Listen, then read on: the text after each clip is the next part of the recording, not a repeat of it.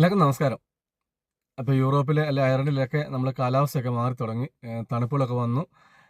ഇനിയിപ്പം എന്താ പറയുക, നമ്മുടെ വീട്ടിലെ ഹീറ്റിങ്ങുകളൊക്കെ നന്നായിട്ട് പ്രവർത്തിക്കേണ്ട സമയമായി തുടങ്ങിയിരിക്കുന്നു. ഇനിയിപ്പോൾ തണുപ്പ് കൂടിക്കഴിഞ്ഞാൽ അത് കൂടുതൽ ആവശ്യമാണ്. അപ്പം ഇപ്പോൾ എല്ലാ വീടുകളിലും, ഇപ്പോൾ പുതിയ വീടുകളിലും ഒക്കെ ഏകദേശം എല്ലായിടത്തും ഇത് എയർ ടു വാട്ടറിൻ്റെ സിസ്റ്റമാണുള്ളത്. പല കമ്പനി, ഇപ്പോൾ എൻ്റെ പാനസോണിക്കാണ്, അത് പല കമ്പനികളുടെയും ഉണ്ട്. അപ്പോൾ ഇത് വർഷാവർഷം നമ്മളൊന്ന് മെയിൻറ്റെയിൻ ചെയ്ത് പോകുന്നത് നല്ലതായിരിക്കും. അതായത് സർവീസിങ് ചെയ്യുന്നത്. അപ്പോൾ നമ്മൾ വിചാരിക്കും 100-300 € കൊടുത്ത് ഇത് ചെയ്യണോ? ഇത്രയും വലിയ നഷ്ടമല്ലേ? പ്രോപ്പറായിട്ട് വർക്ക് ചെയ്യുന്നുണ്ടല്ലോ എന്ന്. പക്ഷേ നമ്മളൊരു സീസൺ തുടങ്ങുന്നതിന് മുമ്പൊക്കെ ഇത് പ്രോപ്പറായിട്ട് സർവീസ് ചെയ്യുവാണെങ്കിൽ നമുക്ക് ആ ഒരു സീസണിൽ നന്നായിട്ട് ഓടും എന്നുള്ളൊരു വിശ്വാസം നമുക്കുണ്ടാവും.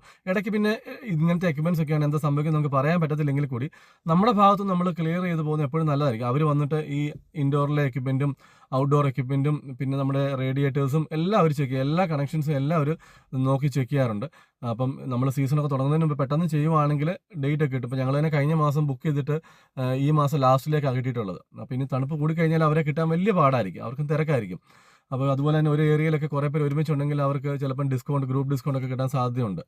അപ്പോൾ അതുകൊണ്ട് ആരെങ്കിലുമൊക്കെ ഇത് നഷ്ടമാണ്, വെറുതെ ഓക്കെയാണ്, വെറുതെ എന്തിനാ പൈസ കളയണമെന്നൊക്കെ വിചാരിച്ചിരിപ്പുണ്ടെങ്കിൽ നമ്മൾ തന്നെ പണിയാന്നൊക്കെ നമ്മുടെ കുറച്ച് അറിവ് കൊണ്ട് നമ്മൾ നോക്കി ചെയ്യാൻ ശ്രമിക്കാതെ അതിന് വെൽ ട്രെയിൻഡ് ആയിട്ടുള്ള ആൾക്കാരെ കൊണ്ട് ചെയ്യിക്കുവാണെങ്കിൽ അതിൻ്റെ സുരക്ഷിതത്വം, എഫിഷ്യൻസി കൂടും.